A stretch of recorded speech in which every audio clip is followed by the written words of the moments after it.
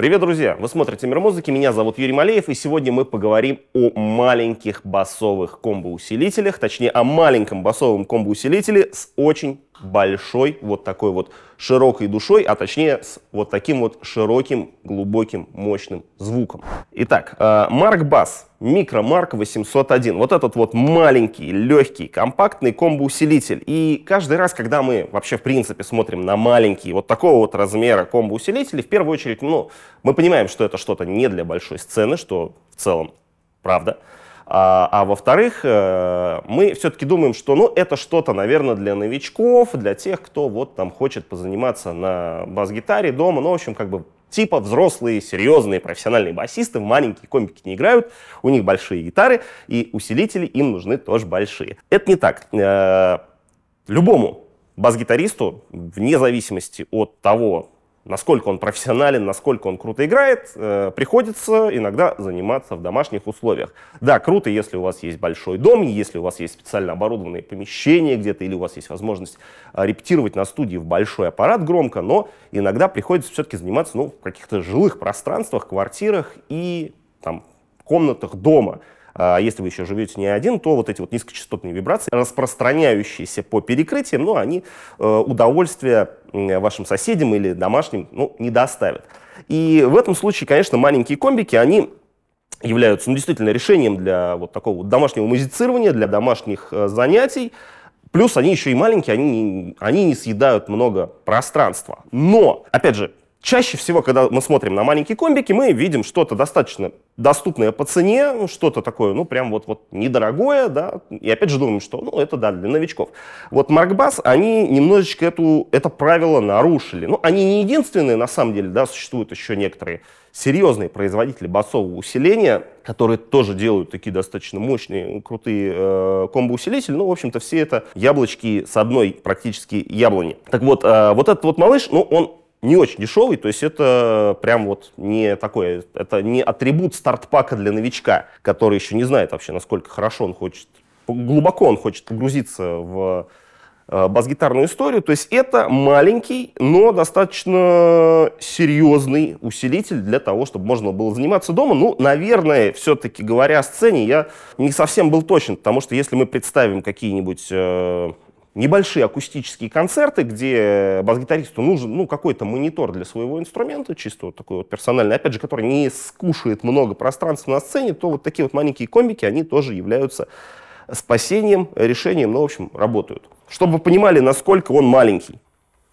Вот я, а вот этот комбик.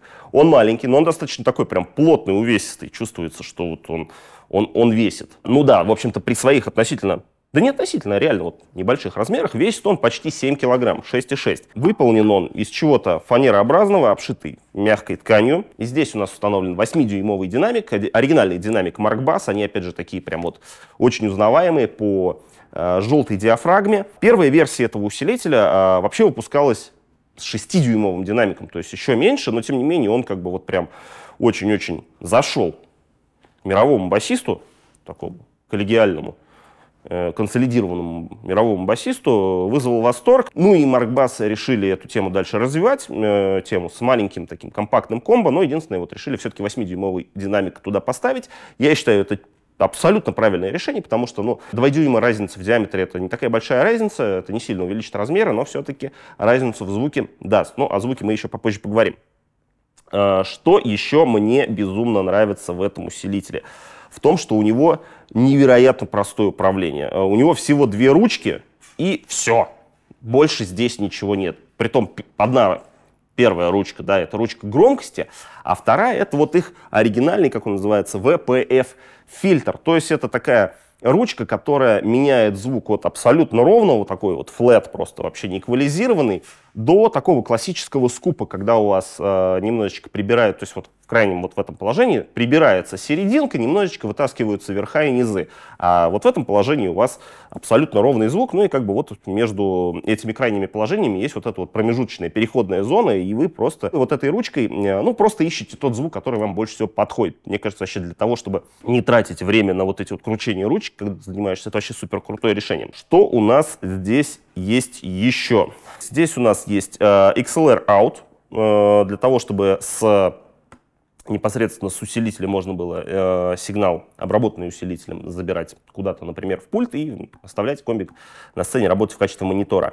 Естественно, кнопочка Ground Lift, чтобы всякие мерзкие, плохие шумы, которые нам розетки дают, отсекать. Выход на наушники, тоже справедливо полезная вещь.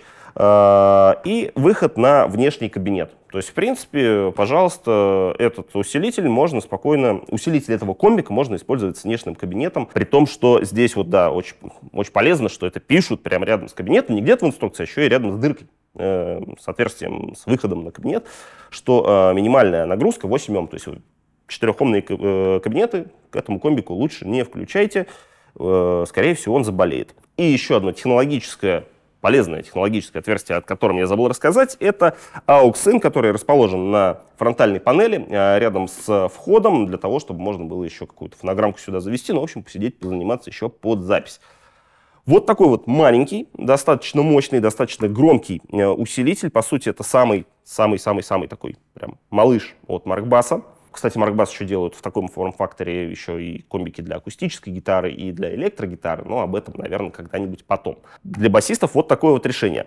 Если вы, конечно, решили вдруг прям начать свой путь с такого аппарата, да, и сразу там изначально вот в первый басовый аппарат для дома, для занятий вложить много денег, ну, наверное, ничего плохого в этом нет.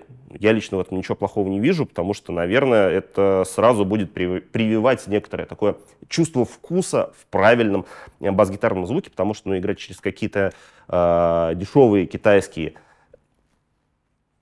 не очень хорошо звучащие комбики, ну, удовольствия мало, и, наверное, вам потребуется потом гораздо больше времени для того, чтобы, в принципе, ну, вот как бы привыкнуть к тому, что такое правильное звучание усилителя и как вообще усилитель должен правильно реагировать на вашу игру.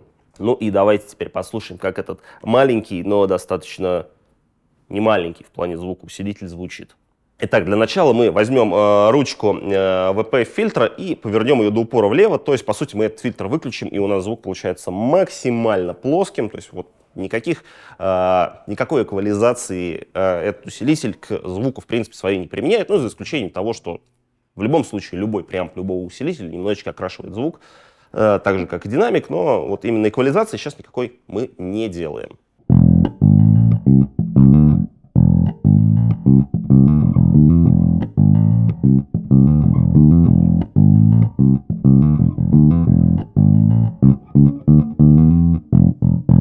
И теперь мы повернем ручку VPF-фильтра в другое крайнее положение, в положение максимум, то есть у нас получается срез средних частот максимальный и буст верха и низа, который делают этот усилитель, этот фильтр тоже максимальный.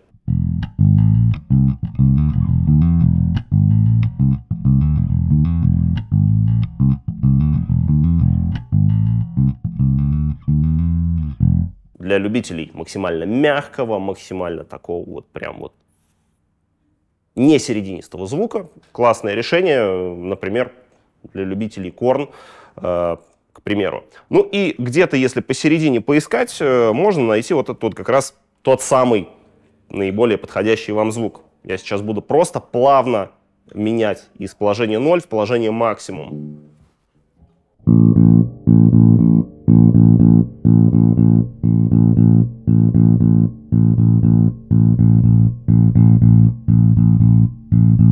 И обратно.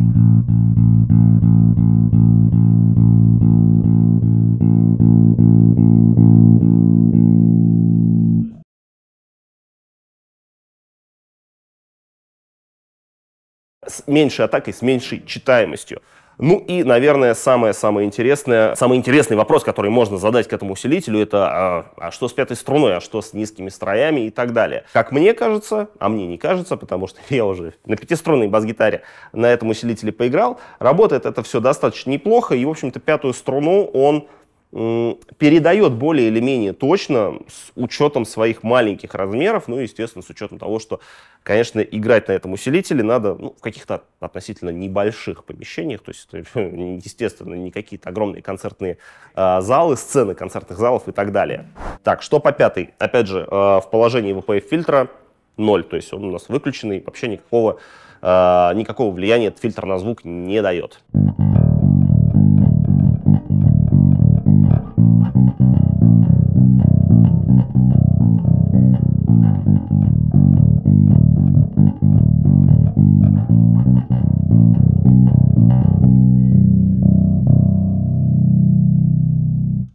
посерединочке.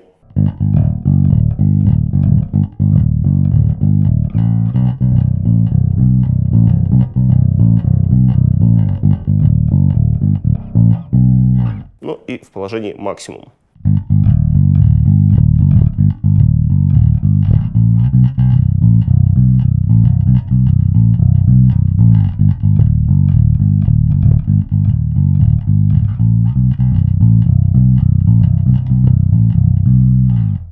Единственное, что возникает, какое возникает ощущение, что когда мы VPF-фильтр выкручиваем на максимум, как будто бы комбик начинает звучать чуть-чуть тише. Ну, опять же, здравая логика в этом есть, потому что громкость, читаемость, да, это все достаточно сильно присутствует у нас при таких размерах усилителя в диапазоне средних частот, которые мы срезаем. Но ручка громкости у нас сейчас находится всего лишь навсего на серединке. И я сейчас вот возьму ее и поверну еще где-нибудь на четвертиночку, то есть поставлю на 3 часа и посмотрим, что на больших оборотах может этот малыш. Итак, ручка громкости на 3 часа и ручка VPF-фильтра на максимуме с 5-й струной. Да, с VPF-фильтром уже с бустом уже чувствуется, подгружает, то есть диаметра динамика не хватает. Немножечко попробуем отпустить. Жух. И магическим образом у меня в руках теперь 4-струнный Warwick, а не 5-струнный Маркус Миллер. Почему? Потому что у этого комбика есть одна особенность, которую тоже следует учитывать. Но эта особенность такая, она, конечно, не очень удобная в плане, например, работы со звуком, в плане отстройки звука, но, тем не менее, продемонстрировать ее очень бы хотелось. В чем она заключается? В том, что у нас как раз одна единственная ручка громкости, которая, по сути, отвечает, ну, как бы и за чувствительность самого усилителя, и за громкость непосредственно того, что вылетает из этого динамика. И если на каком-нибудь инструменте с более-менее мощными датчиками и с преампом, например, я начинаю выкручивать ручку громкости больше, чем на половинку, то уже комбик начинает подгружаться, потому что изначально входящий в него сигнал, ну, с достаточно большой амплитудой. Это, конечно, можно ограничивать какими-то педальками и прочими средствами, которые у вас могут находиться в педалборде, окей. Но, допустим, мы говорим о какой-то самой простой схеме, когда вот между вашим инструментом и вашим усилителем находится всего лишь провод. Как, например, сейчас происходит в данном случае. В руках у меня Warwick, стример CV, у которого достаточно слабые винтажные датчики, ну как слабые такие, не супер слабые, но все-таки это такой максимально аутентичный в плане выхлопа инструмент с пассивной электроникой. И в данном случае я могу ручку громкости спокойно прям добавить на четверть примерно, и комбик будет звучать громче, но при этом никакого перегруза не будет. Так, опять же, в нулях. VPF-фильтр в серединке. И фильтр на максимуме. Поиграть можно, соответственно, достаточно громко, и при этом никакого перегруза усилитель выдавать не будет даже при сильной атаке, например, при игре с лэпом. В данном случае у нас VPF-фильтр полностью на максимуме.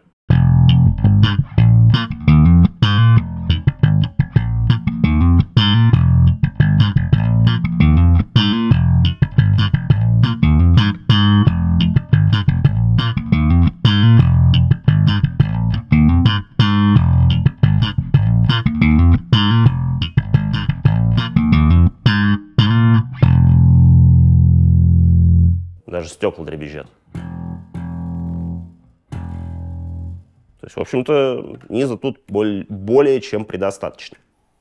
Итак, вот такой вот маленький, но громкий и классный Mark Bass, Micro-Mark есть у нас. Они есть во всех магазинах Мир музыки, также доступны под заказ в интернет-магазине.